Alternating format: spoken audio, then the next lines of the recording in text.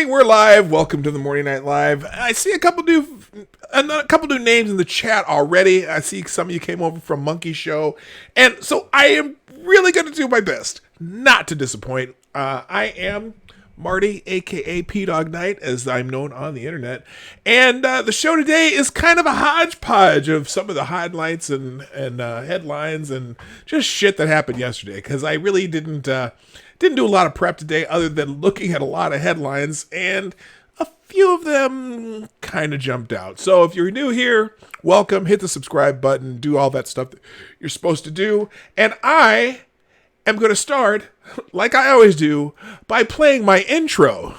See you in a minute. Ladies and gentlemen, coming to you live from the Lucky Dog Studio in a hidden location somewhere in the upper Midwest of the United States of America, it's a brother making his own way but with all the wrong opinions. Welcome to the Morning Night Live with your host, yours truly, PDawg Night.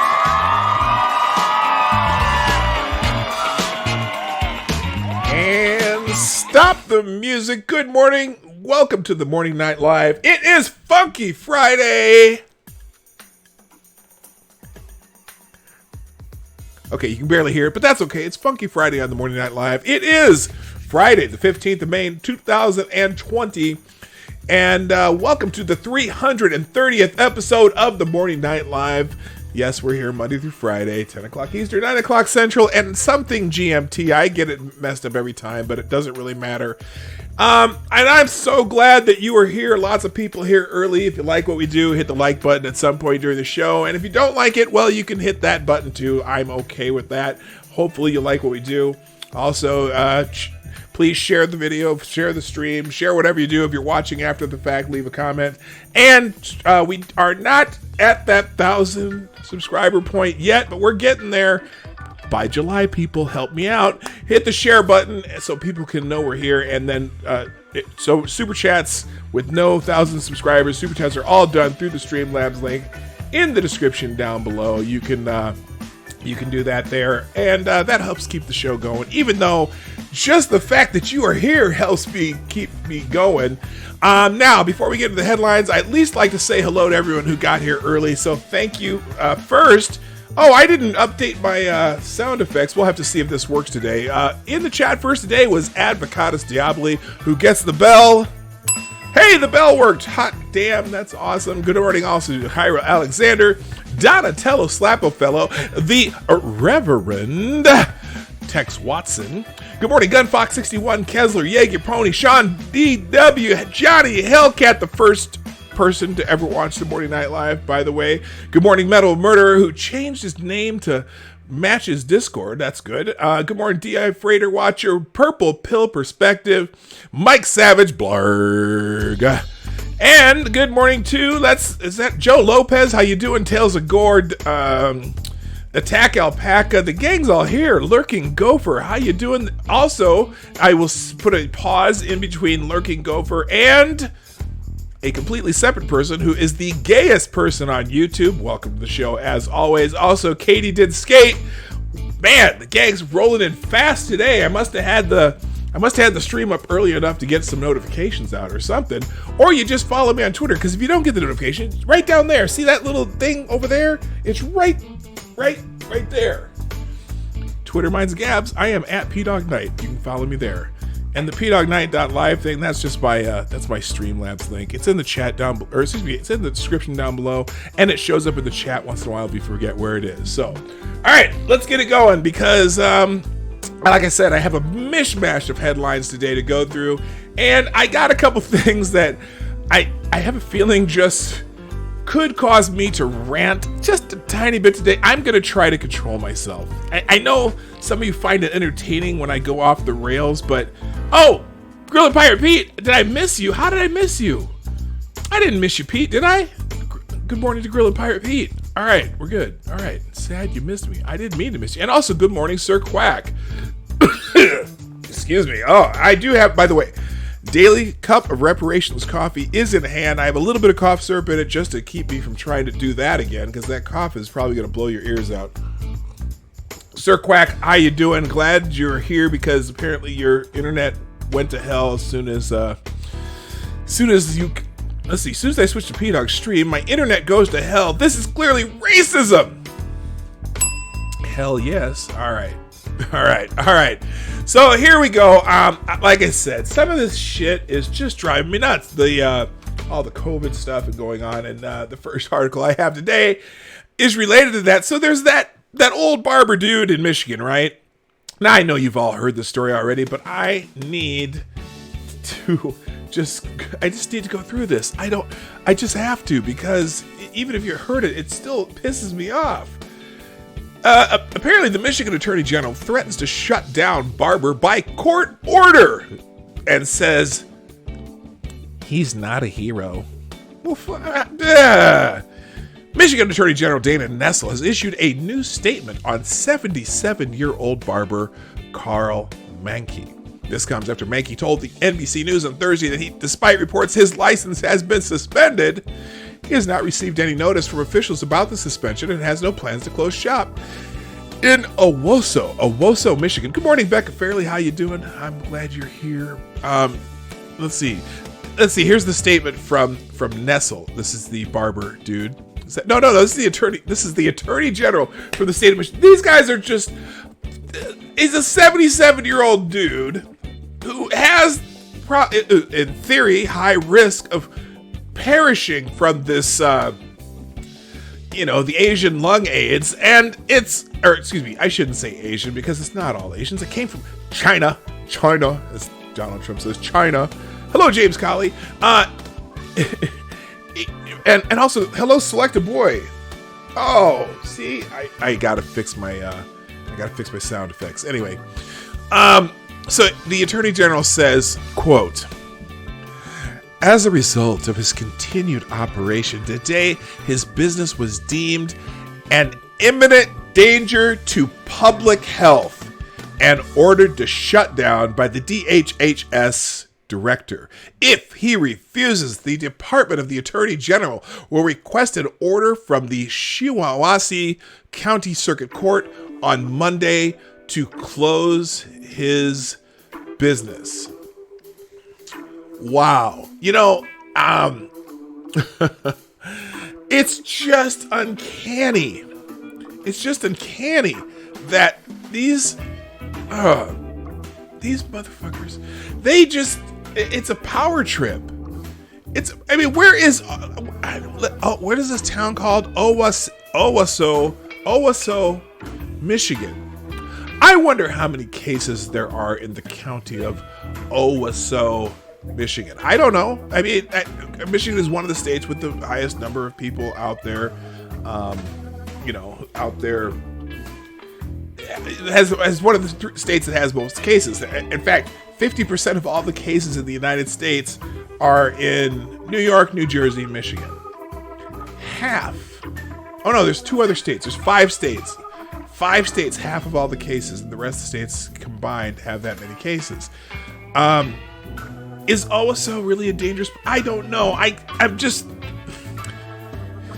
Anyway, let's continue. In a recent interview, Michigan Attorney General Dana Nessel has said she doesn't plan on arresting Owosso barber Carl Mankey, but she does have a message for him and his supporters. He's not a hero to me. He's not a patriot. She then goes on to call him selfish in his behavior. Well, he's a 77-year-old man who doesn't want to go on the government program called Social Security, and he wants to just live his life and not be a burden to anybody.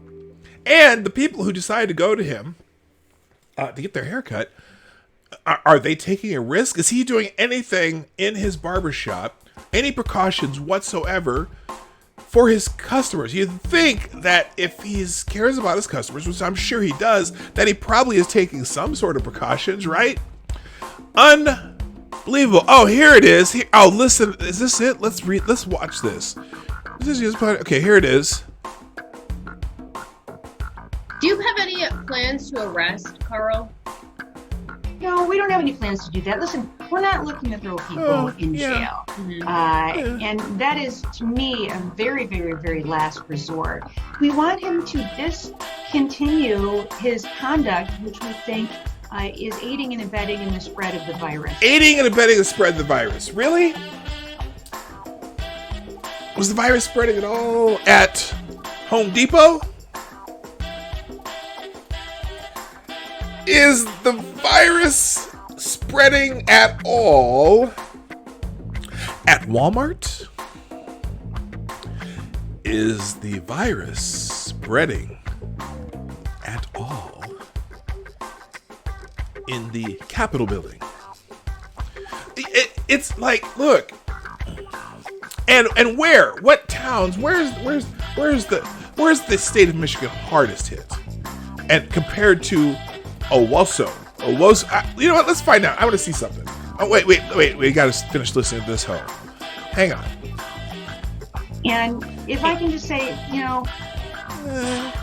Mr. Mackey, he's not a hero. He's not a to hero. me. He's not a patriot. A patriot is a person really that fights all enemies to our country, foreign and domestic. And right now, I'm thinking perhaps Miss Attorney General. With all due respect, let's see. Enemies, foreign and domestic. Enemies, foreign and domestic. That's an interesting phrase you're conjuring up there. That is based obviously on something in the Constitution, but it seems right now the enemy of the people, foreign domestics, might be you. Just saying. I don't know. This one really frustrates me. Can you tell? And I know I haven't gone off completely on this. I haven't started yelling yet. Okay? I haven't started yelling yet. Team Scully, I know for a fact the virus is not spreading in D's nuts. And to me, Mr. Mackey is doing just the opposite of that. He's doing the opposite of being selfish. Selfish, in his behavior, in that what he's doing is allowing the virus to spread. No.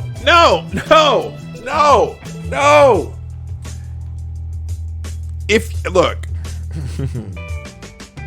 viruses spread anyway. Now, the purpose of the whole stay-at-home shit, and which is fine. I get the plan was to make sure that hospitals did not get overrun. We don't want people to die, but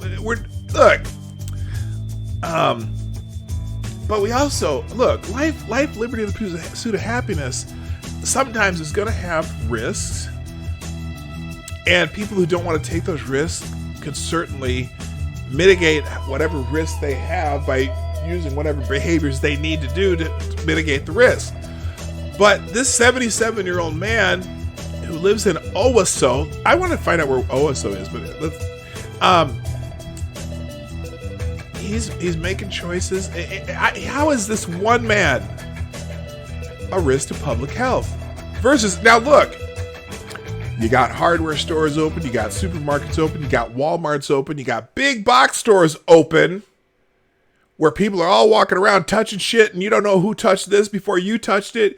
Look, how about we just teach people how to protect themselves? If they want to wear masks as a way to protect themselves, they can do that. They can wash their hands a lot more. You do your social distancing thing. And even if you're going to a barber, right? If you're going to a barber, okay, the barber maybe should wear a mask, wash their hands off it. The person who's getting their hair cut, maybe wear a mask. I mean, there's ways to protect yourself from these things. Anything you touch, wipe things down when people sit down and stand up.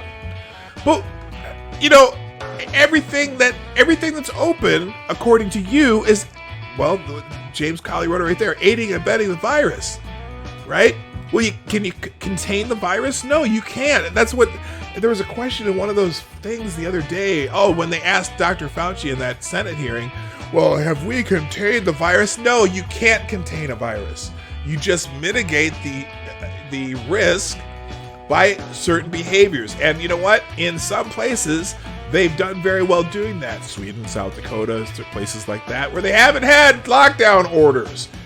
Just educate the people so they can protect themselves, and maybe you'll mitigate the thing. And also, the problem of this particular virus Half the people they test have had it.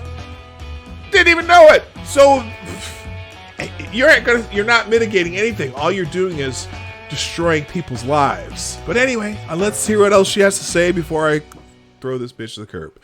And I've been watching him, as he, continues in his work, haircutting and servicing his customers. Is he using a fresh cape for every single individual? Is he using, does everybody who come in there have face masks? I see his customers don't have face masks. He's wearing one, but is he wearing the same one all day long for each person that he comes into contact with? And of course, how can you be safe when we know it's impossible to socially distance? Wait a minute. When you are cutting somebody's hair. That's why that folks. How many? Okay, look. Have you ever gone to the store? Let's say here you go. You're going to the store, right? You're going to a grocery store. And you want to buy some ranch dressing, right? Now, you get to the aisle in the store where there's ranch dressing, right? And you're looking for Hidden Valley Ranch, the epitome of all ranch dressings. And you look in the aisle for Hidden Valley Ranch dressing, and they're out. They're out of Hidden Valley Ranch dressing, right? So you're like, okay, let me think about this. They don't have any Hidden Valley Ranch dressing, but I really want some ranch dressing because I'd like to have a nice salad. I'd like to have a nice salad with some ranch dressing. And they don't have my favorite Hidden Valley Ranch, so I'm going to try a different kind of ranch dressing. Right? So I look down here and, there's some Kraft ranch dressing. I'm going to take a quick look at the bottle and... well, I don't know. Maybe I'm not going to... not Kraft. I don't want Kraft ranch dressing. And then you look over here and there's some Paul Newman's ranch dressing. And so you pick up that bottle and you look at it and you're like, oh shit. Well, this is like $17 a bottle. I don't know how much of that really is going to charity, so I'm not going to get that kind. So you put that back. And then you go and you get some Byerly's store-bought ranch dressing. Hey, that looks pretty good. I'm going to take that one. Okay, and you put it in your cart and you walk away. Okay? Now, stay with me here. This is actually going somewhere. Now, how do you know that the next person who's looking for some ranch dressing doesn't go and touch that bottle of Kraft? Oh wait, Kraft ranch dressing is over here. Goes and touches that bottle of Kraft ranch dressing. How do you know someone didn't touch that? And then they go over here and they see the Paul Newman ranch dressing and they go and touch that Paul Newman ranch dressing, but you don't know who touched it last. You don't. So this guy, if people want to I need some damn ranch dressing. I don't care who touched it. I'm buying some damn ranch dressing. That happens in every store every day. So this guy cut some hair. City Rochelle, if I had a corner, you would be in it right now. I'm not a fan of ranch dressing either. I prefer Caesar dressing. What am I talking about? I don't even know why I said ranch dressing, but Hidden Valley Ranch, that is pretty good shit, but I don't like it on salads. I prefer it like for dipping vegetables and stuff. But anyway, good morning, City Rochelle. Good morning, MC. Stop. Hammer time. And good morning, Jack Fernstrom and Straight Sith Mail and anyone else who's come in during this rant. All right, let's listen to the rest of this moron. Okay, that's not fair. I shouldn't call her a moron. She actually has a law degree. She became the Attorney General of the state of Michigan. All right, let's listen to this moron.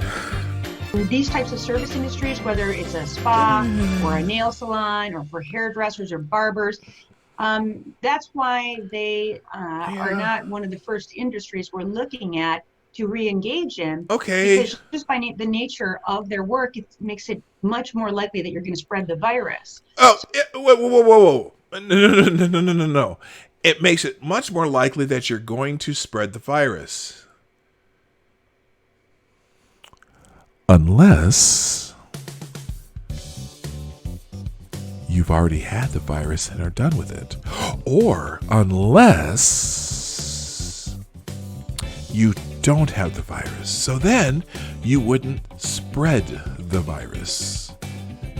Or unless you wear a mask wash your hands between each person hair you cut, and wipe down the chair with something that would kill the virus, perhaps rubbing alcohol, which kills it instantly. You know what? You take extra precautions, but you still can have a livelihood, and someone can get a fresh fade. Well, I don't know if the old dude does fades, but I don't know what he does. He might, brothers need a fade sometimes. You know what I'm saying? But yeah, boy's not working. That's really bumming me out. All right, let's finish listening to her. So I'm very concerned about his customers, and I'm concerned about him. Oh, thank you for your concern. And I'm wondering, with all the folks that have come in from other counties and other towns, back and forth, in order to get their hair cut by Mr. Minky, how much has the virus spread already as a result of that? I'm very concerned about it, and I hope we don't see an uptick in Owasso and in his community just based on his behavior at his one particular business. Well, yeah, it sucks. I know Cindy, or whatever your name is, Cindy Lou Who. Now here's let's see. Oh, what? Okay, here's a story on the showdown between militia and barbershop. It is day 6 of Owasso barber Carl Menke defying Governor Whitmer's orders and opening his barbershop. As you can see, dozens of people are still gathering outside of his business to show their support.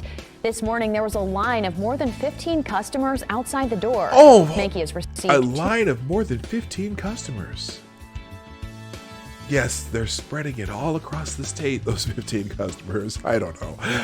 Okay, all right, here we go. 2 citations so far from police. Members of the Michigan militia. Oh, no, may not do a fade, but maybe a brother can give this guy a chance. It's only barber brave enough to open. I hear you. Hello, Kevin S. I hear you, Grillin' Pirate Pete. I hear you loud and clear. Yeah, whatever. Give the other shot. There's a brother over here in the protest right there. There's people out there. You know what? Let's support this old dude. He just wants to make a living. And he's not taking Social Security yet. Or maybe he is. I don't know. Just live off I've heard someone say that. They'll just live off the government. Action to keep Menke from going to jail. And yesterday, 6 troopers came in to enforce the governor's They sent 6 troopers in for a 77-year-old man. 6 troopers. Oh my God. Oh, it's awful. All right, there's some issue a cease and desist order. Oh, to issue a cease and desist. 6 so troopers. You know what? Couldn't you have sent just like one? What's this service called? Quicksilver or something? Couldn't you just send a messenger with a cease and desist order? Maybe not. Maybe legally they need a sheriff's deputy to deliver a cease and desist order. But they sent 6! 6 sheriff deputies! You fucking assholes. Good morning, Renee Mayette. How are you doing? All right. Let's not get arrested. We are willing to stand in front of that door and block the entrance. So, yeah, the police will have no entry there today. Oh, man. Now, the Attorney General's office sent a statement about the Owasso barber last night. It reads, in part, quote, as a result of his continued operation, today his business was deemed an imminent danger to public health in order to be shut down by the MDHHS director. If he refuses, the Department of Attorney General will request an order from the Shiawassee County Circuit Court. All right, I'm gonna just stop here. Because I have a second one on this one. So apparently, the barber himself has spoken out. He promises he says, I'm not caving after the state suspends his license for violating the lockdown order. Hello, ZZA. Let's see. A Michigan barber intends to continue to defy the state's lockdown order and giving haircuts despite officials revoking his professional license. Carl Menke, 77-year-old barber in Owasso, returned to work on May 4th after the state government forced him to close his shop March 21st. Democratic Governor Gretchen Whitmer has extended the state shutdown through May 28th, but Menke has refused to close his business again despite citations from the police and the threat of 90 days in jail and a $500 fine for violating the emergency order. I want to see where that is in the legislature, by the way. Is it actually a law, or is this just in the emergency order, can they just randomly hand out fines? Because right now there are, in Michigan, someone was talking about there's a debate on whether or not they're going to set up some kind of fine for businesses at $2,000 a day that they violate these orders. I got a feeling the courts are going to take over eventually on this, like they did in Wisconsin. Wisconsin was going to extend their order out. I can't remember how long, and the state Supreme Court voted against it. I think I have a little article about that too.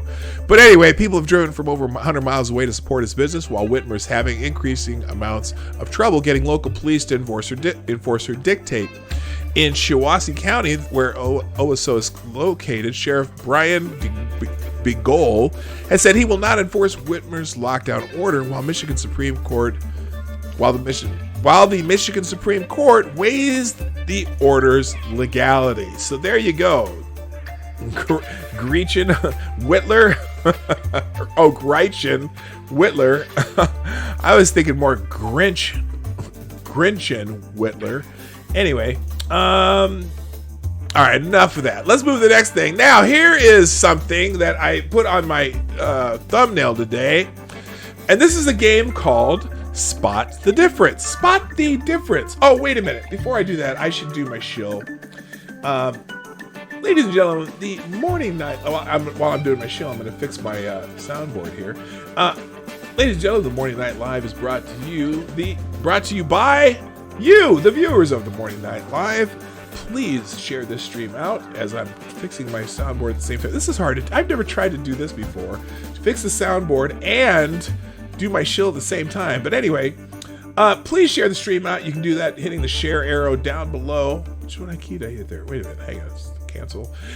Hit the share arrow down below, and you can share that out on your favorite social media. It's Facebook, Twitter, Tumblr, LinkedIn, whatever.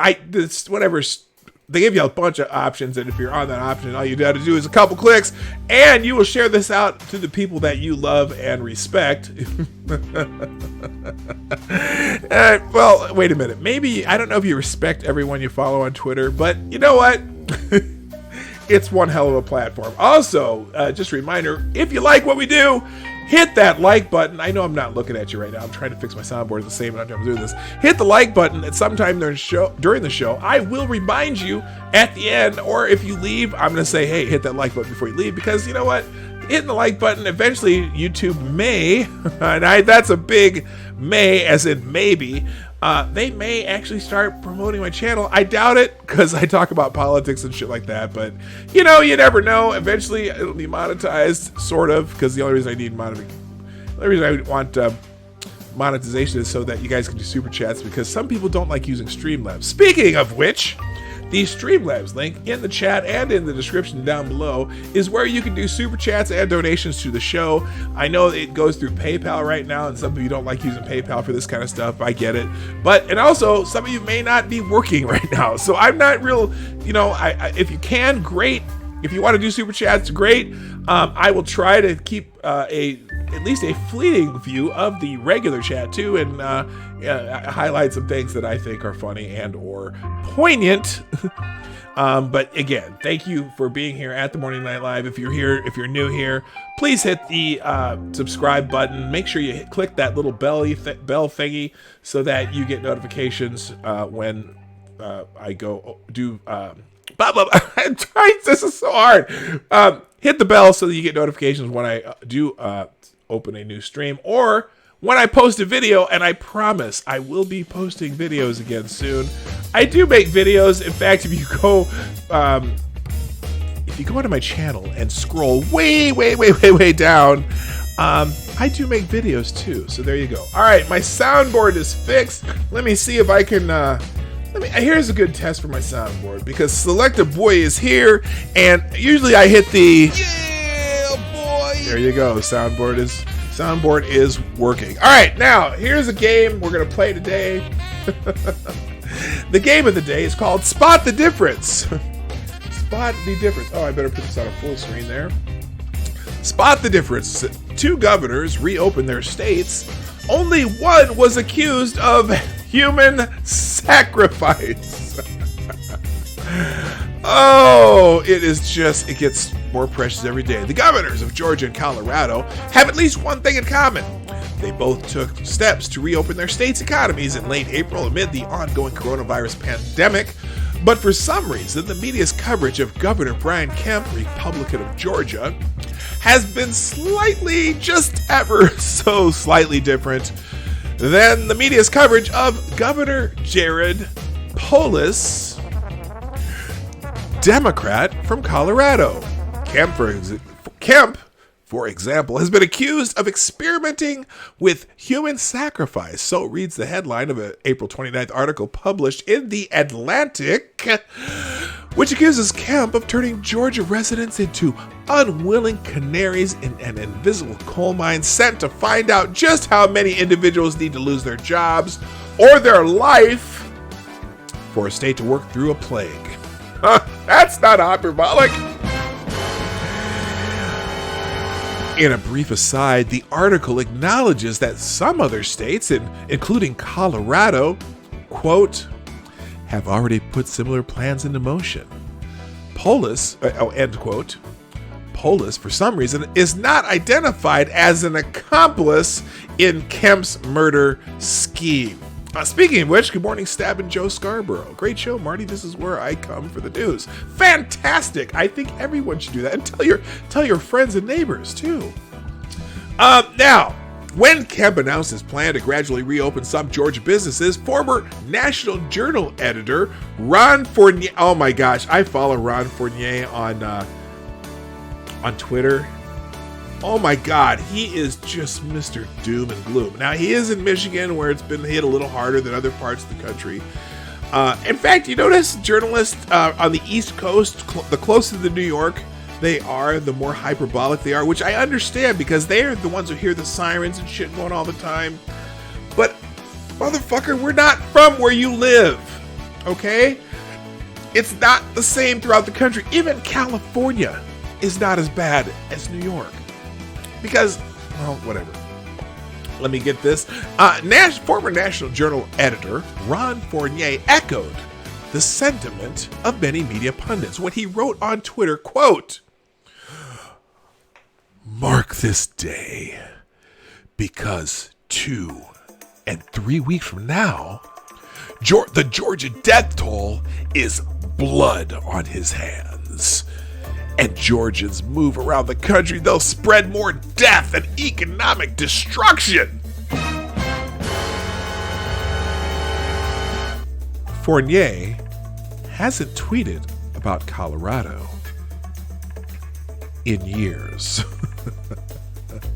The media have only managed to confuse themselves in attempting to portray the reopening of state economies as a partisan issue. Republicans are reopening. Why is Democratic Governor Polis doing the same in Colorado? Reads the headline from one NBC News article published in early May. Oh my gosh, maybe he's a secret Republican. I don't know. Maybe he's really a right-winger. I don't know. While Republican governors are reopening despite critics who warn they are moving too fast, Polis is a political maverick, displaying courageous leadership in trying times. Quote, Jared is a unique individual, and to say that he is a cookie cutter, standard public official or politician just isn't the case, end quote, one Democratic strategist told NBC. Quote, he's always blazed his own trail, and he's confident as to where he's going. Vox.com. I just laughed just hearing that. Vox.com has an explainer about one governor's, quote, controversial reopening plan, end quote, but not the others. One of these things is not like the other. One of these things just doesn't belong. Anyway, CNN published articles on one governor's, quote, hugely high-stakes coronavirus gamble, and another about how his state's business owners are conflicted about the plan to reopen. The other governor's name is mentioned at the very bottom of separate CNN, this is CNN articles, states, quote, taking their first steps toward a new normal. Of course, you already know which governor is which. The Getty Images photo catalog reflects the media's heightened interest in Georgia's efforts to reopen the economy compared to Colorado's. It has more than 100 images depicting the gradual reopening of Georgia's economy, most of them part of a collection titled Coronavirus Pandemic Causes Climate of Anxiety and Changing Routines in America. A search for Jared Polis yields 40 results related to the coronavirus, a majority of which were taken during the governor's meeting with President Donald Trump at the White House on Wednesday. Colorado, population 5.8 million, reporting 318 new cases on May 13th. Georgia, population 10.6 million, reported 579. An almost identical figure on a per capita basis. Georgia, meanwhile, is well ahead of Colorado in terms of coronavirus testing. Both states are projected to have almost no coronavirus infections in August, according to the most recent projections from the vaunted Institute for Health Metrics and Evaluation, which were last updated on May 12th, more than 2 weeks after both states began to reopen. That seems pretty similar. Wonder why the coverage is so different. I just wonder. I don't know why the coverage would be different. Does anybody have any idea why the coverage would be different? You know the deal. Good morning, Amy in Connecticut. I'm so happy that you're here. Welcome. All right, moving on. I believe I can fly. So yesterday there was a did I just sing that? I don't know. Oh, because I saw the words I believe. And every time I see the words I believe, I think of I believe I can fly. I believe I can touch the sky. And also, or either from Shrek when the donkey's going, I believe. Anyway. All right. Hey, E. Michael, how you doing? Good morning. All right. So now, was it yesterday? I think that's yesterday that this Dr. Bright, what's his name? Dr. Rick Bright went to the House on Thursday. Okay, yeah, Thursday was yesterday. Was at the House on Thursday testifying before some committee in Congress because, the Democrats in Congress need some more sound bites to make Donald Trump look like a murderer. So here we are. We have this whistleblower, so-called whistleblower, Dr. Rick Bright, testifying before Congress, getting lots of questions on the coronavirus response. And, because if it's a whistleblower testifying before the House, of course, it's somebody going to be critical of the president. Probably not critical of anyone else involved, the CDC, Dr. Fauci, Dr. Birx, the National Institute of Health, the Health and Human Services. It's all Trump's fault. We know it's all Trump's fault, right? So anyway, he's testifying before Congress, and apparently he believes that I believe lives were lost. Dr. Bright rips into Trump administration over masks, says that nurses are still not protected. Now, it's funny because I just looking at this. I just realized the picture they put on here on the Daily Caller for this article. I believe lives were lost. Dr. Bright rips into Trump administration over masks. Miss Castor of Florida seems not to be wearing her mask correctly. Do you see this? Look at this right there. Just there, right? Have I been eating Lady Boomer's edibles again? No, I haven't. James Colley, that's funny though. That's some funny shit, brother. All right. In fact, I think the audience likes it too. Very good. I love how she's there asking questions. They're probably talking about mask. And where's that mask on her? Where is the mask? By the way, I was so mad yesterday. This is an aside. So yesterday, my son's girlfriend's friend who lives with their parents' house in our town while they live in their cabin, because she's going to grad school, whatever. That's way too much information. But anyway, we have a portable fire pit, and it's kind of rusty, and it's like, we're thinking about buying a new one anyway, and they wanted to borrow it because she's has her last test today, and she was having some friends over, and they wanted to have a fire in the backyard, but they don't have a fire pit. So we said, okay, we're going to bring our portable fire pit over to you, and you can use that. And then we thought, hey, you know what? This would be a good opportunity to go replace our fire pit, our portable fire pit. So we go to Menards, and Menards, if you're not from the Midwest, Menards is like Home Depot, but with a more Midwest flair. It's based out of Wisconsin, and they're all over here in the upper Midwest, all over the place, right? They're Menards stores. They're giant, big box hardware and lumber stores. Okay, so we go to Menards because I know that they have a better selection of fire pits than Home Depot, Home Depot's a lot closer, but Menards has the kind of fire pit that I wanted to buy. So we go to Menards. And we go in the Menards, and we come inside, and there's a little security guy there inside the door who says, I'm sorry, but you have to wear a mask to come in this store. And I'm like, oh, shit, well, where can I get a mask? Oh, you can go over there to customer service to get a mask. For $1. They'll sell a mask for $1. Now, I had one mask in my car, which I don't hardly use unless it's... unless I'm going to see my mother-in-law who's older and I want to make sure that's okay, whatever. So they had to go wait in the freaking, the line for the customer service line for a mask. Wait, you require the people to get a mask, but I have to wait behind 7 people trying to return some shit. And I went to the Menards that's way over there instead of the Home Depot that's right here. I went to the Menards that's way over there. And I have to... Yes, Avocados Diablo, they did have great commercials. They had that old guy, they have big savings at Menards, and they had that kind of crooked chin.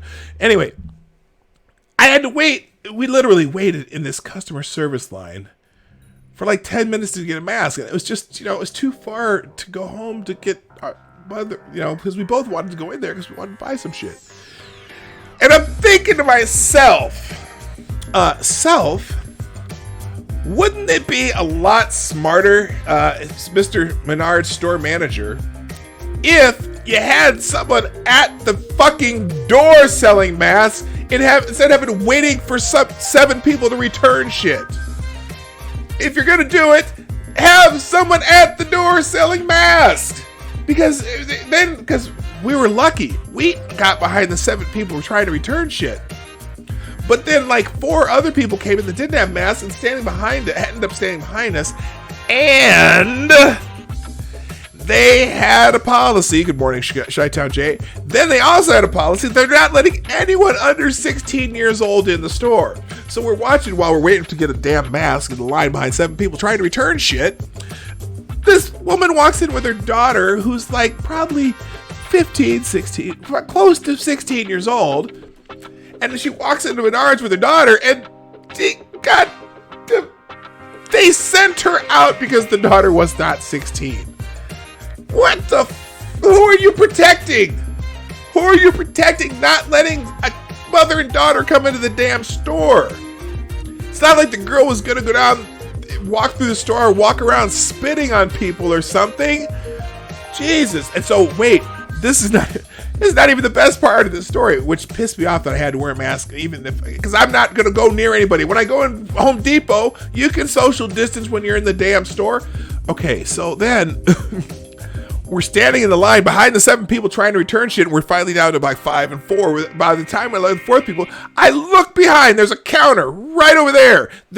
You got to enter the store over here, and you look. Here, let's make this easier for you.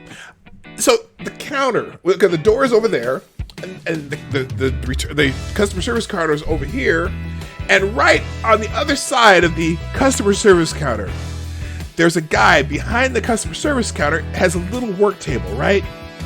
And he's fixing screens, screen from Windows. You take the screen out and it has a rip in it, and so you take it to the place and they go fix your screens, right? There's a guy at a little work table fixing screens. He's an employee of Menards. And, oh, wait, I gotta have a visual here. Because see this woman right here in the Congressman Castor of Florida who is questioning Dr. Rick Bright wearing the mask under her chin like that? As I'm waiting to buy a mask that I'm required to wear to go into the fucking Menards, the guy behind the counter fixing the screen is wearing his mask just like Representative Castor from Florida. The entire mask is under his chin. He's walking around behind the customer service area, walking around fixing a screen, not wearing his mask. And they're not selling masks at the door. They're sending you to the customer service line. Okay. And that's my story. She might wait. What? She might look. What should you have? Did you have a sign? Did you have to sign for the mask? No. You like the age policy. By the way, hi Kessler. You like the age policy? Well, no, but she was with her mom. I don't care if the kid's with their mom. Now, I don't want a bunch of 12, 13-year-olds running around a store just walking into Menards because they're bored. By the way, it's what is it? Something big savings at Menards. That was their commercial. They had the old guy talking, hey, we got this at Menards. Anyway. Oh, good Lord. Anyway, so I'm like, fucking A. The Habs won Menards, if you're listening. I know somebody at Menards is watching this right now. It's gotta be. Somebody at Menards has gotta be watching this right now. Hey! How about you put someone at the door to sell the mask at the door? I mean, they're selling it for $1. They weren't even charging tax. You just give them the dollars and they give you a mask. Have someone at the door doing that since you're requiring people to have them to come in the damn store. Or have the fucking security guy who says, you have to have a mask. Well, I don't have a mask. Well, we're selling them for $1. Well, where can I get one? You have to go over there and stand behind those 7 people trying to return shit. No! Have someone at the door selling the fucking masks. And on that note, my rant is over. It's a cute story. Anyway, I believe lives were lost. Dr. Bright rips into Trump administration over masks that apparently Representative Cantor does not know, or Castor, Florida Representative Castor does not know how to wear. This is a video, so here it is. And here, right in front of the bitch who's not wearing the mask right. Oh, wait, that's, I don't want to do that. Why is that? Oh, that's I have to wait for the ad to prepare. Coronavirus response whistleblower.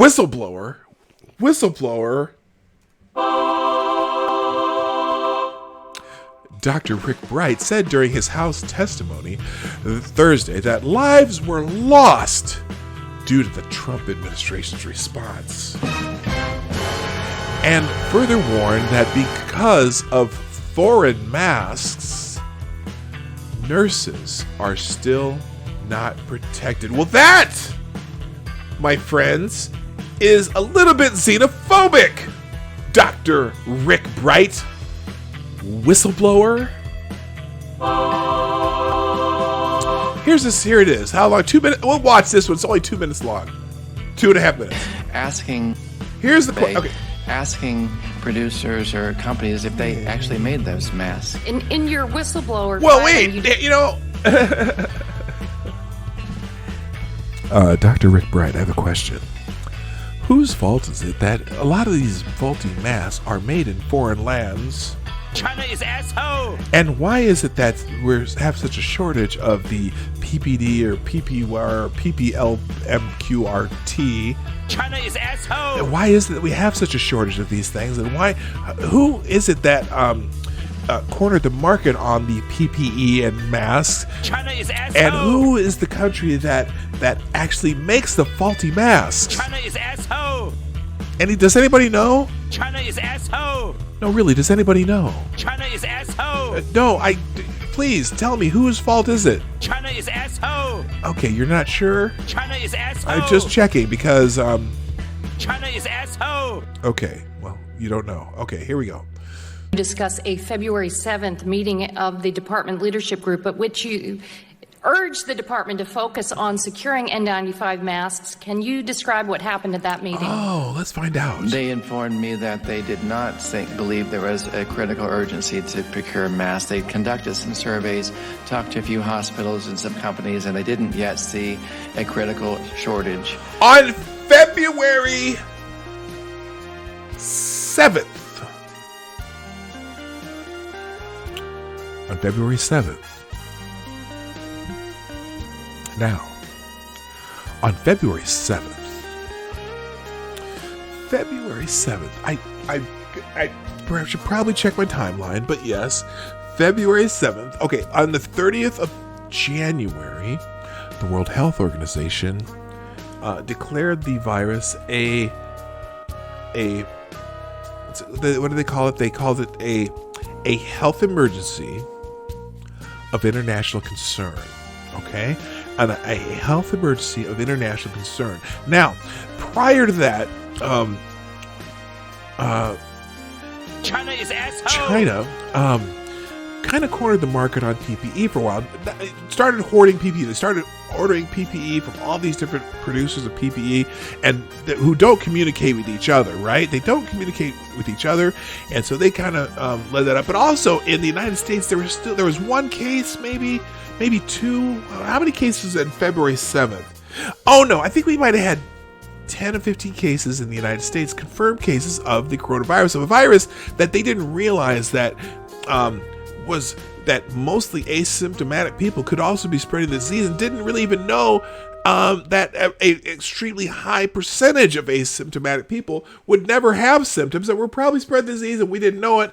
And so how exactly on February 7th, so they informed me that they did not believe there was critical urgency to procure masks, Bright said of a meeting on February 7th. Okay, they conducted some... Okay, let's listen to what he says. And I indicated that we know there will be a critical shortage of these supplies. How would you know that? How would you know on something that hasn't spread at all yet? The only cases they had, at the time, they had the cases in Washington. They weren't even 100% sure that this would spread as badly as it had.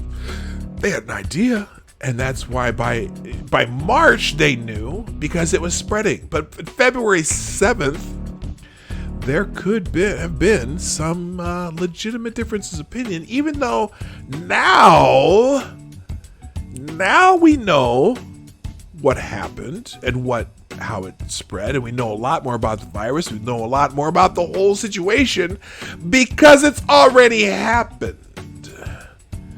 But also, they're probably, it's government bureaucracies that probably don't know what the right hand is doing when the left hand is doing it.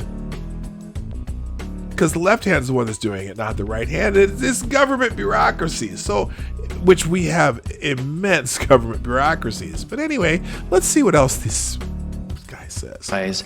We need to do something to ramp up production.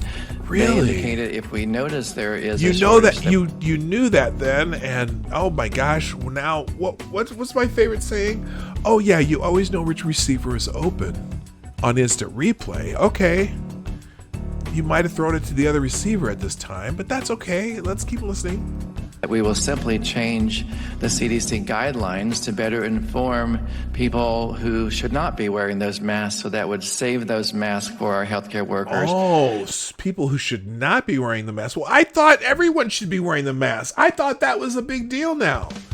Who shouldn't be wearing the mask? Should the guy who's sanding drywall in the new housing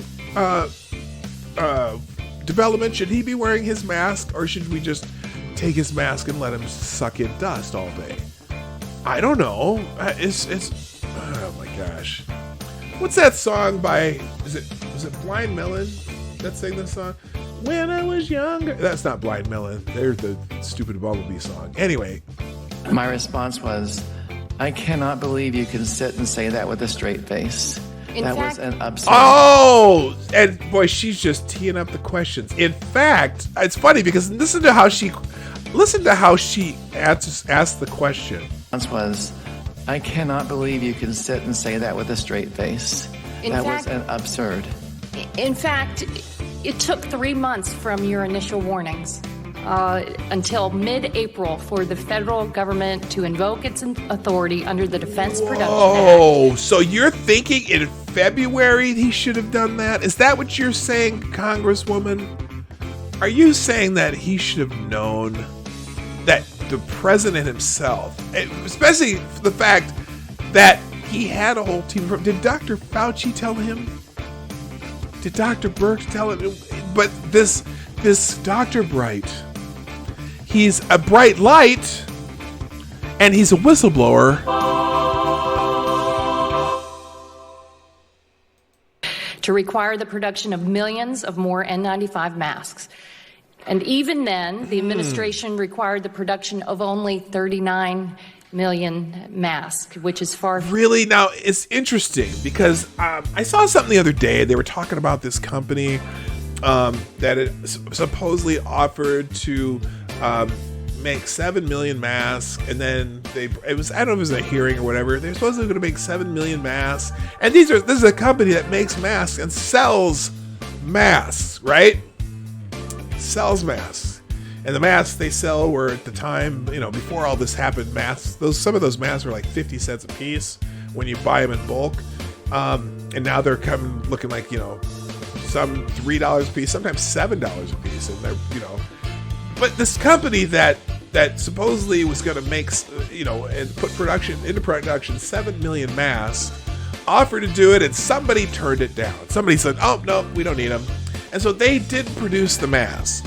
And then the next thing they were saying was like, well, and this company sits dormant as we speak. Now, wait a minute. Wow. Oh, that's the wrong one. What the hell is that? That is supposed to be... That was weird. That's not supposed to be that. That's supposed to be... Here, let's try that again. That should be... Wow. No, that's... What the hell? What?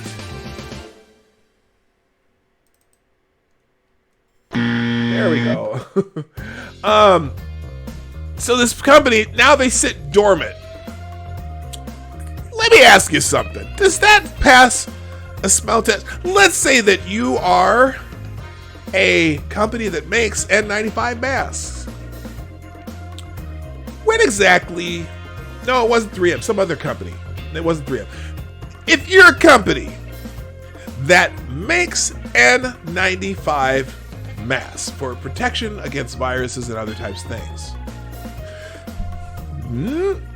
Oh, nice try, Kessler. Boomer Wretch. What exactly is Wretch? What? Boomer what? I got your boomer right here, baby.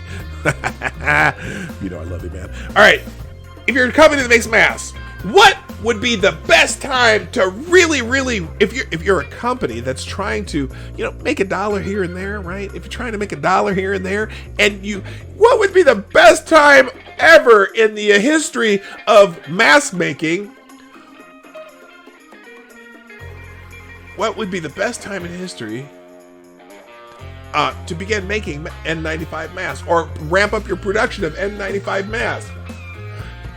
When they are in high demand. So why would a company that makes an N95 mask at this juncture in the history of our world, why would a company that makes N95 masks be dormant right now?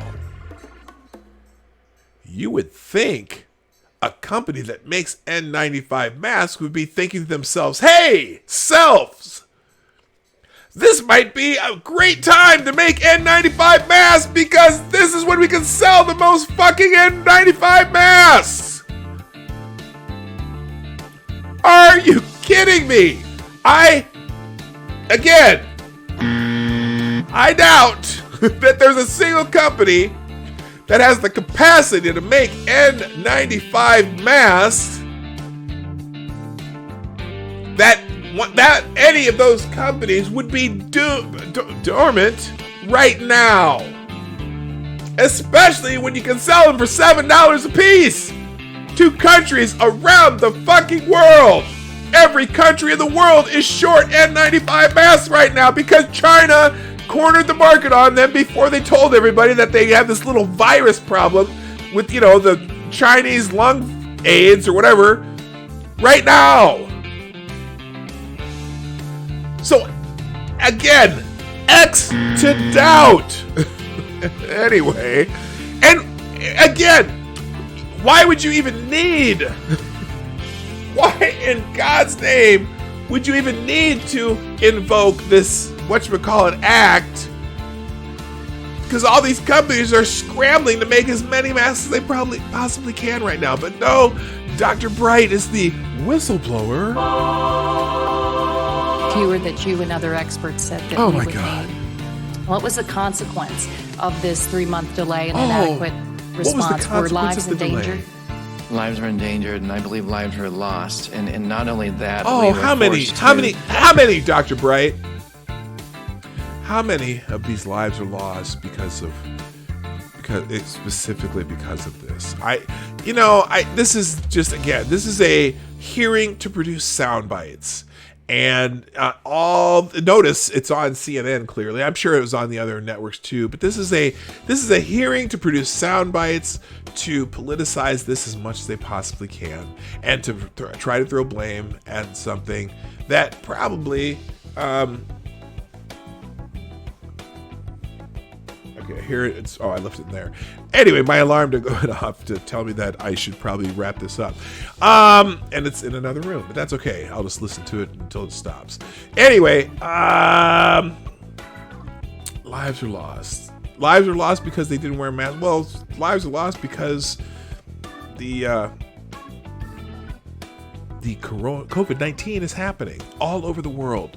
How many? You know what? I want to be in one of these hearings, because I want to be in one of these hearings where they start asking questions like this, and then I want to go, okay, so in our country of 328 million, we have roughly 85,000 deaths, and you believe that a vast majority of these deaths are directly the fault of the president of the United States, or if you live in New York, the governor of New York, or whatever, your governor, your whatever.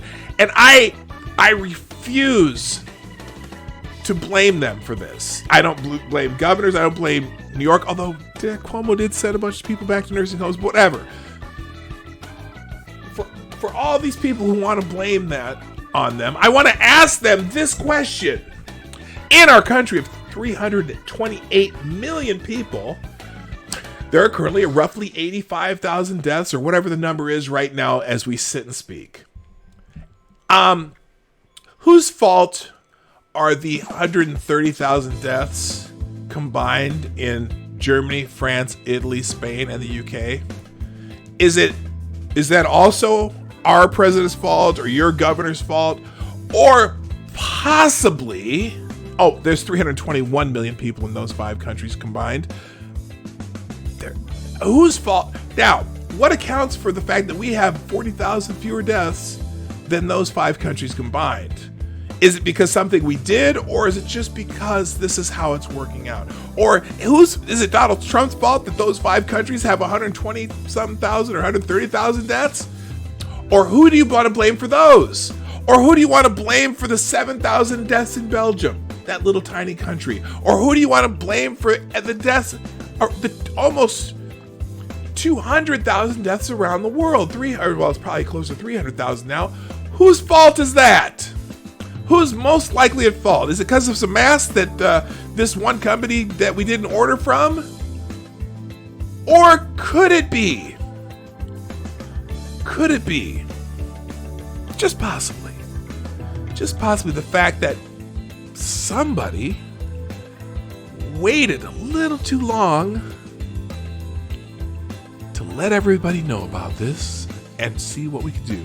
Now, there's no guarantee that if China had told everybody about this in mid-December rather than at the end of January, that things would be just peachy right now. It may just be one of those viruses that's going to take its course around the world. However, when China made the decision to discontinue travel from Wuhan, China to everywhere else in China, but still allowed people to leave Wuhan and travel all over the world. That might have been one of those decisions that has a much bigger impact on how many people are dying around the world right now than whether or not you had the opinion on February 7th when we didn't have but 1 or 2 cases of this disease or virus or whatever about masks. Now, granted, God bless you for sounding the alarm, but you know what? We mistakenly thought we had it under control. Okay, now, thank you. Your crystal ball was better, and I'm sure had you written the playbook and had that little card in front of you, you could have thrown to the right receiver. But it's easy to know which receiver is open on instant replay. Let's finish this up. Procured these supplies from other countries without the right quality standards. And why is it that we were trying to procure these from other countries with maybe not the same quality standards? Could it be that because most of the PPE that we have in our country are made in other countries that don't necessarily have the right standards?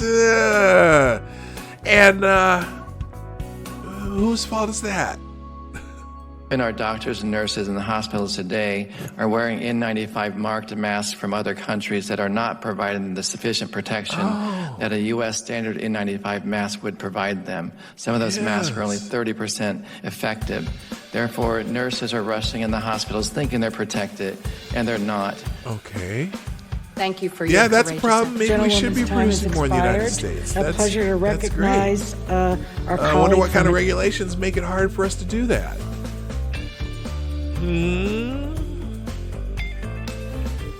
Who knows? All right, moving on. Let's see. Donald Trump, Vlad, Secretary. Oh, speaking of Dr. Bright, the president and Alex Azar are not happy with Dr. Bright. They call him a disgruntled employee. Health and Human Services Secretary Alex Azar Thursday publicly criticized vaccine official Dr. Rick Bright for complaining to House Democrats about President Trump's failure to prepare for the coronavirus pandemic. Everything he's complaining about was achieved.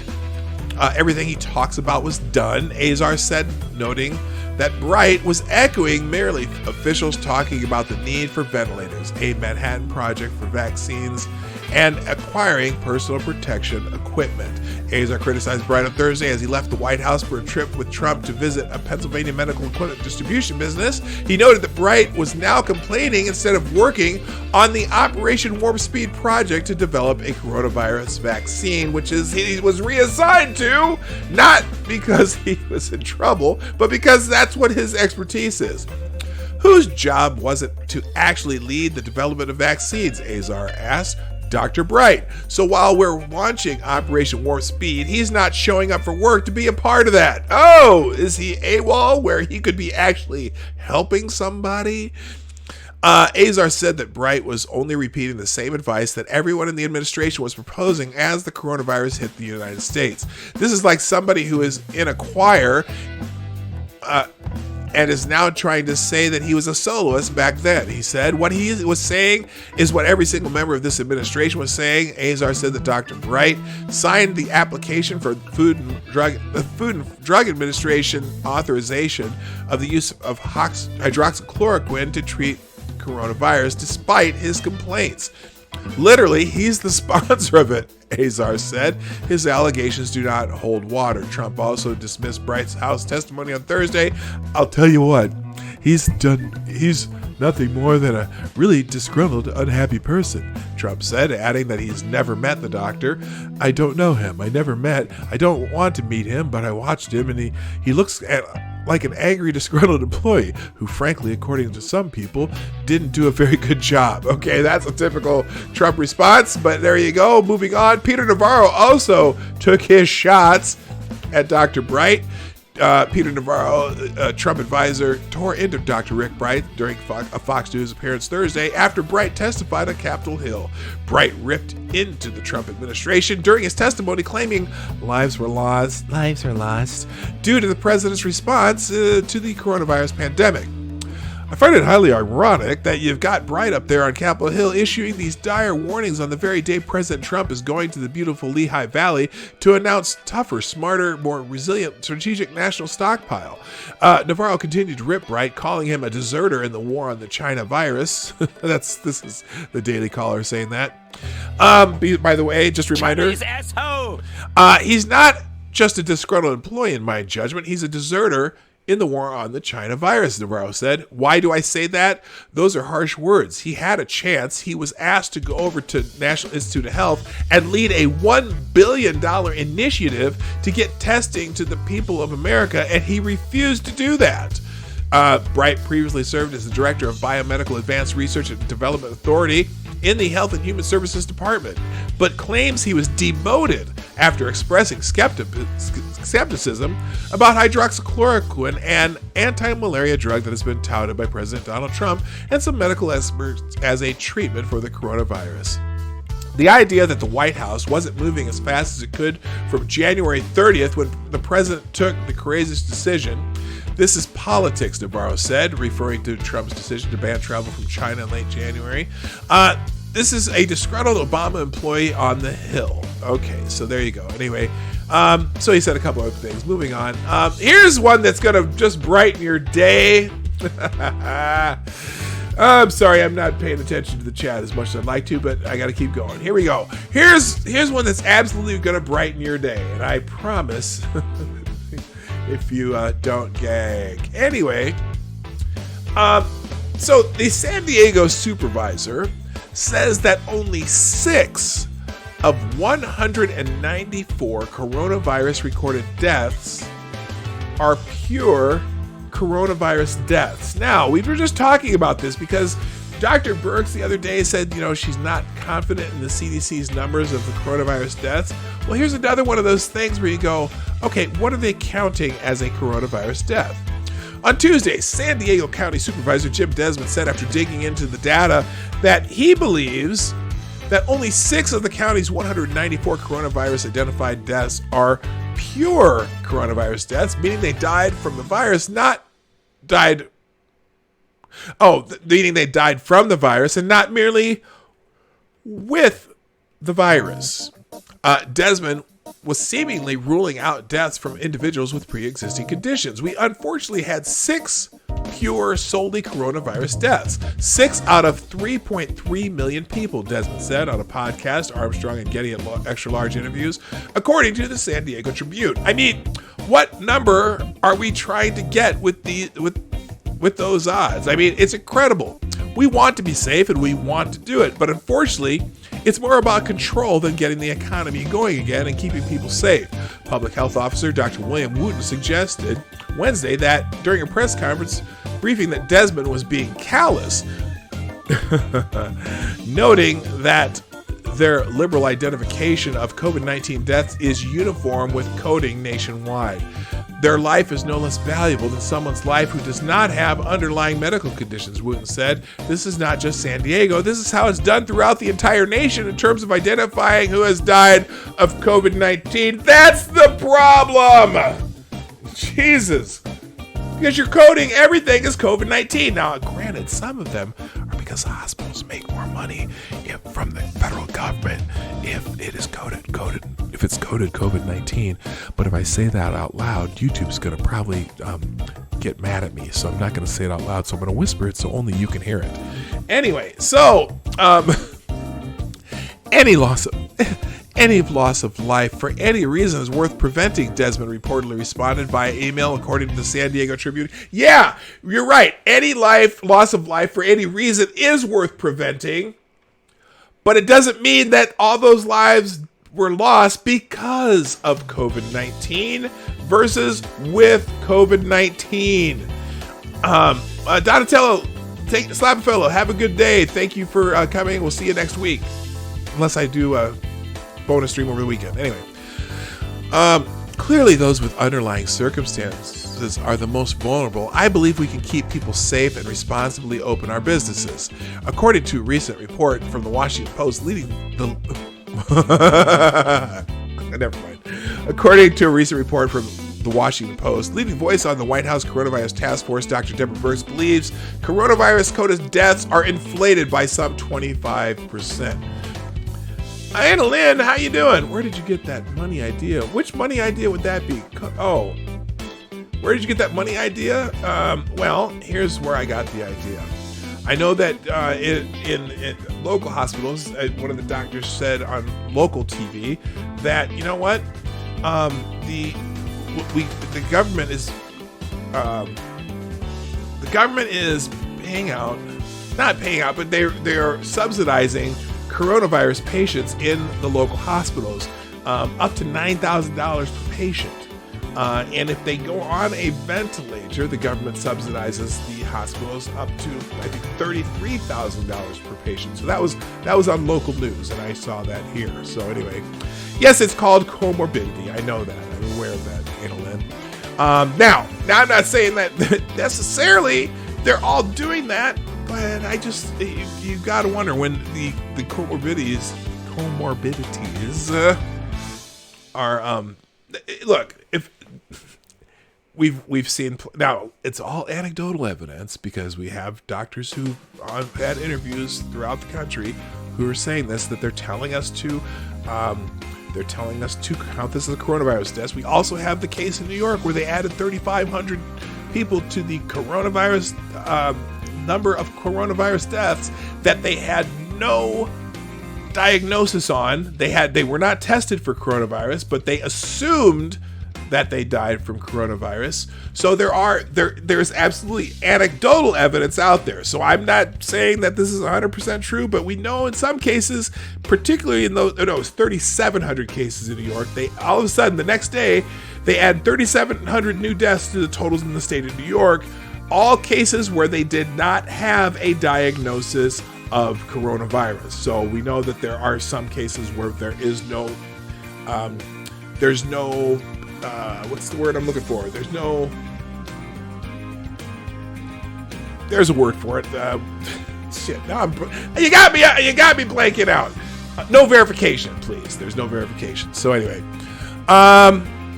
that's the San Diego County. Now there's another. How much time do I have? 15 minutes. Do I need to? Let's see. I'm gonna skip a couple of these. The one I wanted to highlight, this, like I said, it's all odds and ends today. By the way, Anna Lynn, I don't know how you say that, Anna Lynn. Welcome to the show, by the way. I'm glad you're here. Thank you for coming. If you're curious, hit the like button or not the like button, hit the subscribe button and hit the notifications bell, and you can watch the show whenever you want. So that's up to you. Now, there's only one other article that I really needed to get to today. This one's not it. Let's see, which one's this? This is the... we'll get into that. I gotta do a video about this. This is the one I wanted to get to before we got into Twitter trends.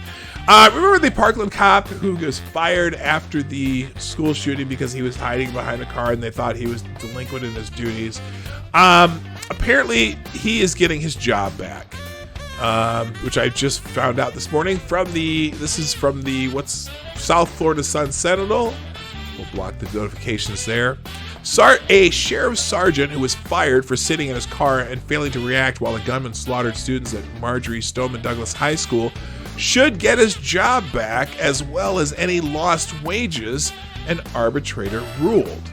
Brian Miller was fired June 4th. The union learned Wednesday that arbitrator concluded that the Broward County Sheriff's Office violated Miller's due process rights when Sheriff Gregory Toney terminated him 2 days past the deadline that a state law allows for punishing law enforcement officers once an investigation is completed.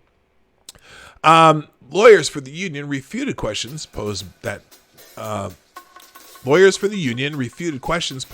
Miller can get his job back because of a 2-day technicality. The law is not a technicality, the union attorney Michael Feinsilver said.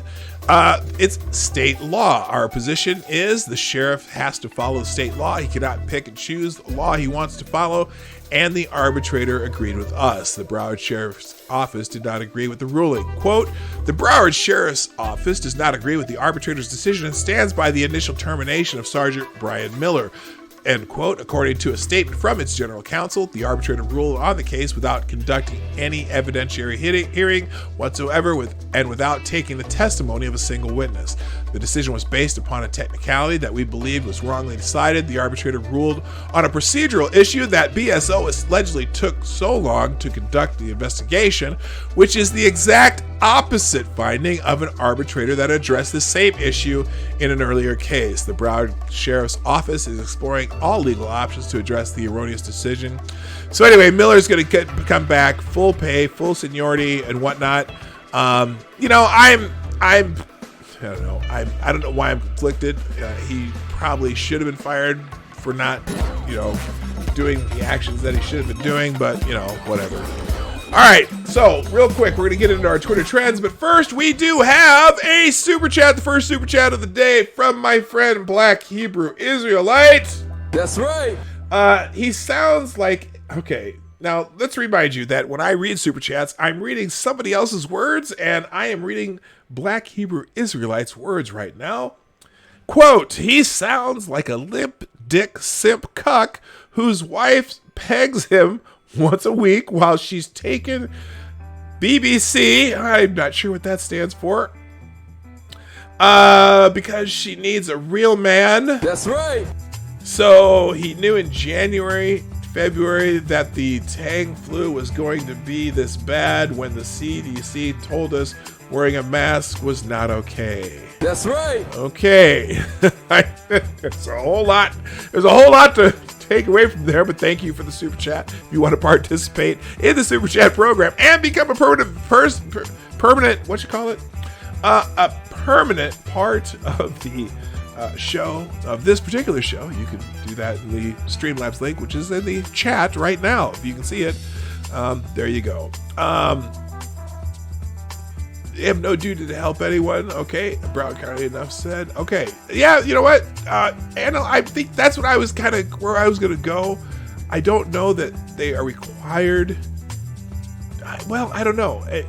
They are not required to help anyone, but I don't think they have to work there if they're not required to help anyone either. So I don't know. I know what it stands for, Kessler. Don't put it in the chat. I was joking. Jesus, come on now. You're a lying dog face pony show. Oh wait, no, you're not. You're That's true. right. True. Actually, there you go. That's the one I meant to hit. All right. By the way, before I hit the Twitter trends today, thank you Tyler F. Thank you RVA Dar, Grill and Pirate Pete, Chi-Town J, Becca Farley.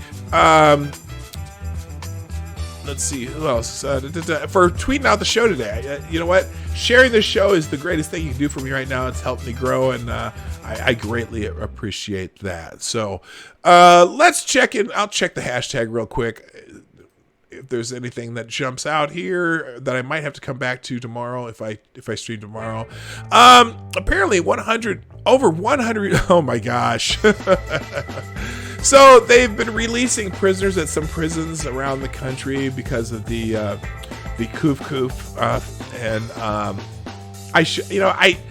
right. So let me just remind you something here. When I joke about the coof, I'm not minimizing the damage that this has caused. It's caused a lot of lives. It's caused great damage to people's lives. Even if they've not lost a friend, they may have lost their job. Some people are struggling. It's for comedic purposes, and I'm not making fun of anyone or light of these people, the damage that this has caused. But sometimes I joke about it. So I don't want anyone to be all freaked out about that. But anyway, here's some great news. 100 released Rikers inmates already arrested again for new criminal charges. Let's see here. I'm gonna just 100 inmates who were released from Rikers Island due to coronavirus concerns have been arrested again. Police sources claim that released inmates have been responsible for 190 arrests since the pandemic hit. Of the 1,500 inmates released in March, 7% have reoffended, according to the New York Post report. Democratic Governor Andrew Cuomo ordered the release of the prisoners in late March after approximately 91 inmates out of every 1,000 tested positive for coronavirus. The thing about that, though, it's the while it's weird because supposedly, think about this, prisons are a closed, like, ecosphere, right? Supposedly only very select people get in and out of prisons, right? As far as while they're being, while they're being held. How is it that in all these prisons, and lots of prisons around this country, you're seeing these outbreaks of coronavirus, which is a very, very controlled entry and exit system, right? Also, now what they're finding in a lot of these prisons, yes, a lot of there is an unusual large percentage of people who get the COVID-19. However, the people dying in these prisons is very few. Like some prisons, they were going through some different prison systems where half the prison system got it, only about 10% were getting sick, maybe one death or no deaths in these prisons. It's just it's kind of fascinating to me that supposedly, we're all supposed to stay at home. Well, I think the prisoners are staying at home, and yet it's still getting around the prisons, right? I don't get it. But anyway, 91 inmates out of every 1,000 tested positive for coronavirus, according to The Intercept. Democratic New York City Mayor Bill de Blasio said that prisoners of over 50 or with pre-existing health conditions that would make them more susceptible to coronavirus would be prioritized for release. So, I don't know, shocker, prisoners, people who are prisoners have committed offenses. Okay, we already talked about the deputy fired over the Parkland shooting reinstated. And we talked about these two things. So I'm going to go ahead and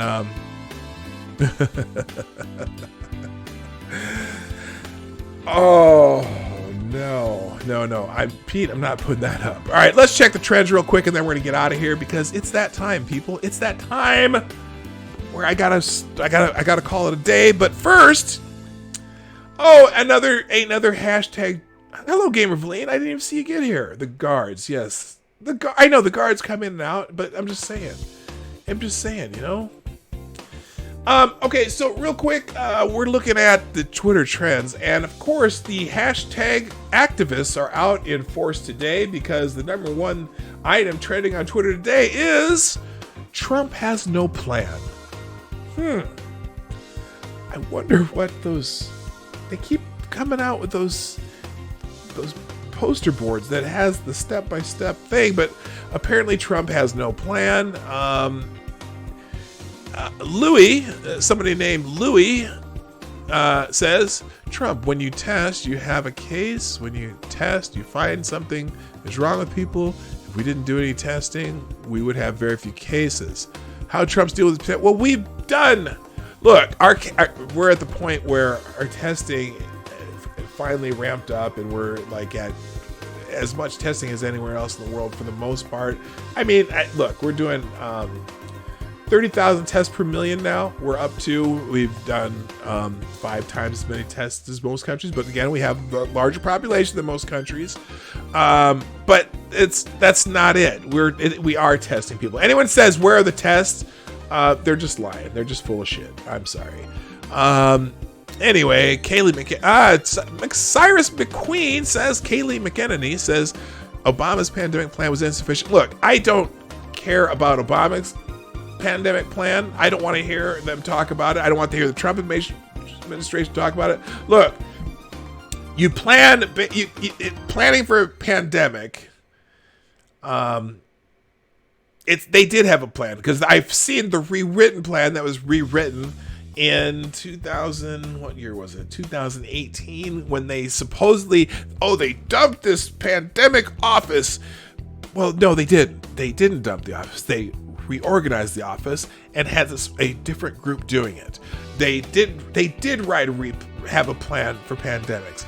And we've had the pandemic team that started in January 23rd, I believe, for this particular disease before it even really hit the United States hardly at all. So, whatever. But anyway, Kayleigh McEnany says Obama's pandemic plan was insufficient, which is why it was superseded by the President Trump-style pandemic preparedness response plan. Really? And that's How's that working out? Seems he'd rather let 85,000 people die than listen to a black man. Fuck you. Here's the thing. I don't care if it's Obama. I don't care if it's Trump. I don't care if it's Cuomo. I don't care if it's whoever it is. None of these people want people to die. Fuck off with that shit. I don't care. It's de Blasio does not want people to die. Andrew Cuomo does not want people to die. Donald Trump does not want people to die. Governor whatever his name is in Georgia Brian Kemp does not want people to die. Governor of Colorado does not want people to die. None of the governors over the states wants people to die. That's bullshit. That's some political bullshit. I don't care which politician it is. There's not a single the only people I should clarify that. I'm sure that the Democrats who want Trump Bill Maher wants people to die because he thinks it's bad for Trump. If it's bad for Trump, yay, people are dying. We should talk about it. And how many people die every day? I don't even think they want people to die, but they surely want to politicize this to the hilt because they couldn't get Trump out with impeachment. They couldn't get Trump out with Ukraine. They couldn't get Trump out with Russia. This is their next. The walls are closing in. Nobody wants to die. John Connor. Hello, John Connor. Hello, John Connor. Yeah, they just want power, and everyone wants to use this. I think the governor of Virginia might want people to die. Only if they bring up that yearbook picture, Adalyn. Anyway, that is so tiresome. It's so fucking tiresome. The pandemic of magical thinking, if we didn't do any testing, we would have very few cases. Yeah, well, that's true because we've done more testing than anybody in the world. Maybe not per capita. I know you're going to bring up per capita, but then again, you don't want to talk about per capita when it comes to deaths, do you? You only want to talk about per capita when it comes to testing and it makes us look bad. Oh, but when it comes to actual deaths and you want to talk about per capita, oh, yeah, you don't even know what does per capita mean? I don't even know. Anyway, all right. So yeah, the hashtag activists are at it again. Number 2, Will Smith is trending. Whoa.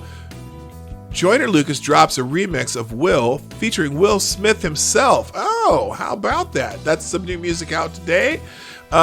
Will Smith didn't have to go off like this. Okay, I'm not going to play it because, you get those things. But I'll check that out later because I actually enjoy Will Smith. I'm of that age where I care about Will Smith.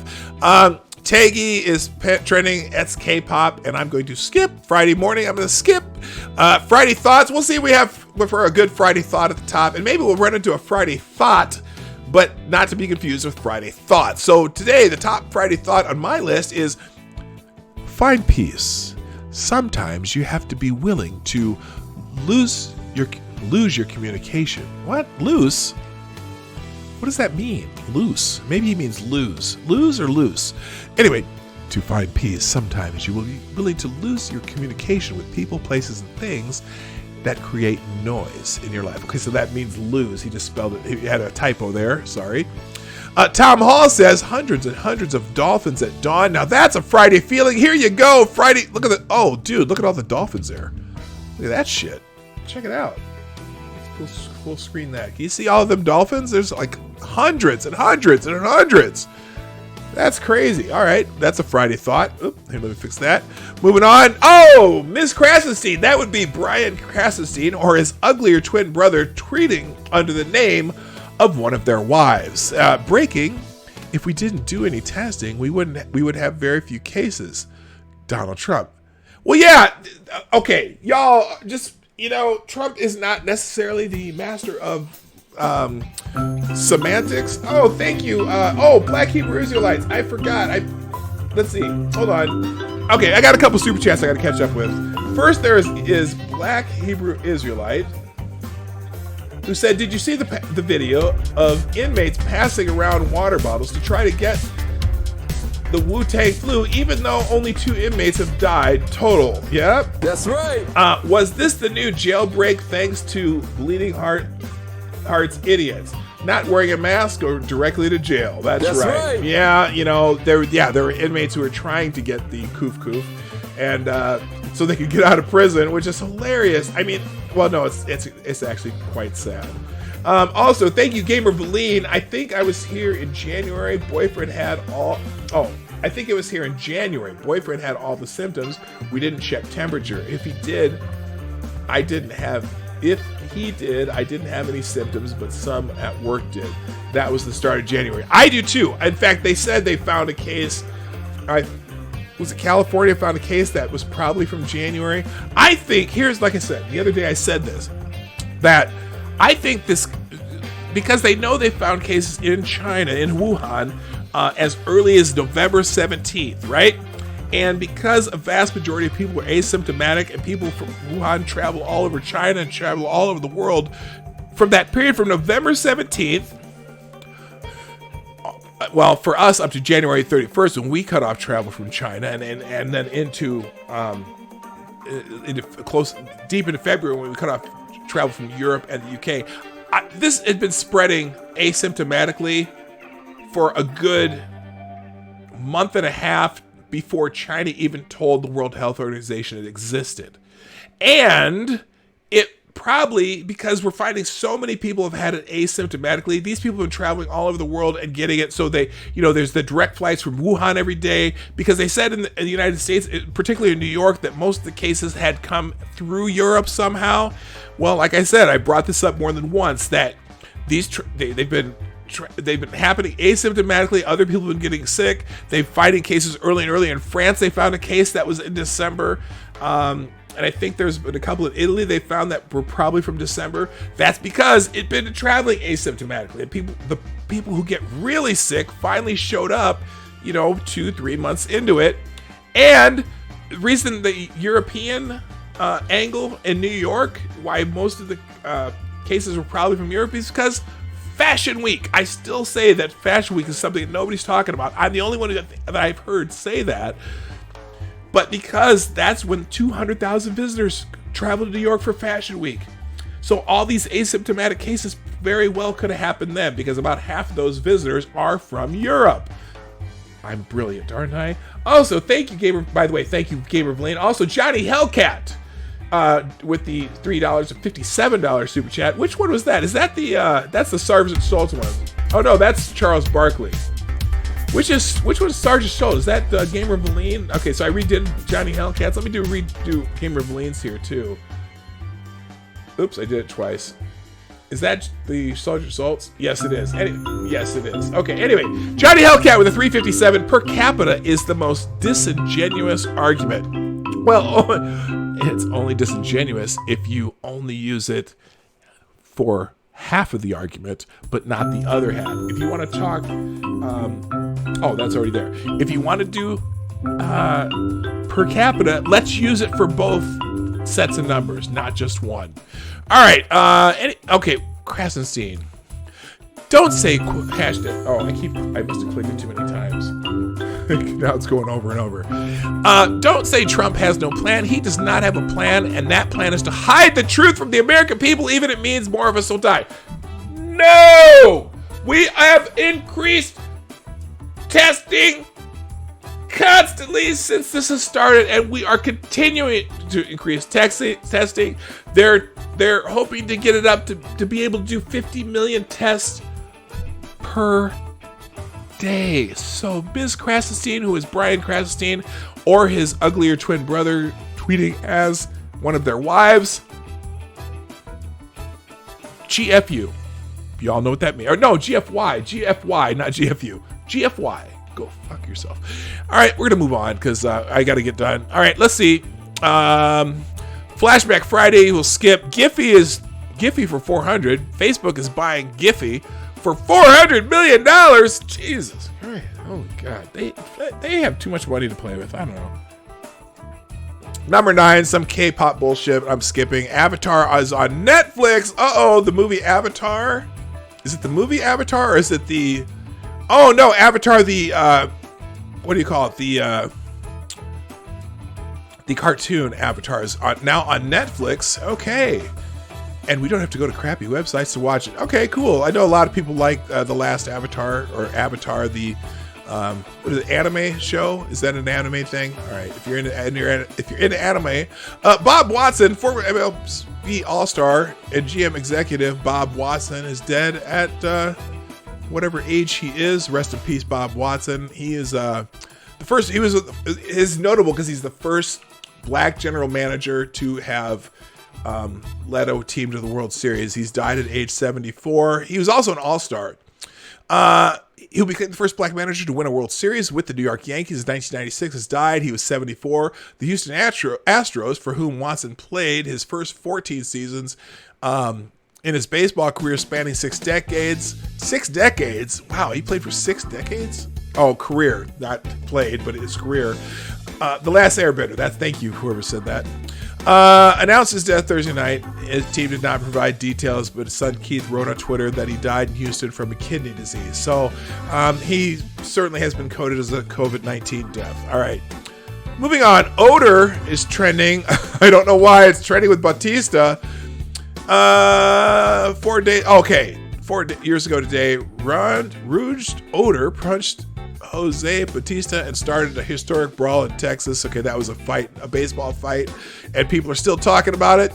Tay-Tay, that's K-pop. Skip, James Harrison has much more to say about the Steelers. Okay, so James Harrison did an interview with Willie Cohen about some alleged chicanery with the Pittsburgh Steelers, and that you can look that up. I'm not going to go into it right now. 16.4% U.S. retail sales fall more than 16% in April. At least in that report. Duh. If you shut down the country, I think retail sales are probably going to drop. No, is it a shocker? Now let's see. I know Monkey talked about this morning. My friend Ranting Monkey, if you don't know who that is, mentioned it this morning and said there's some fucketry about Amy Siskin right here.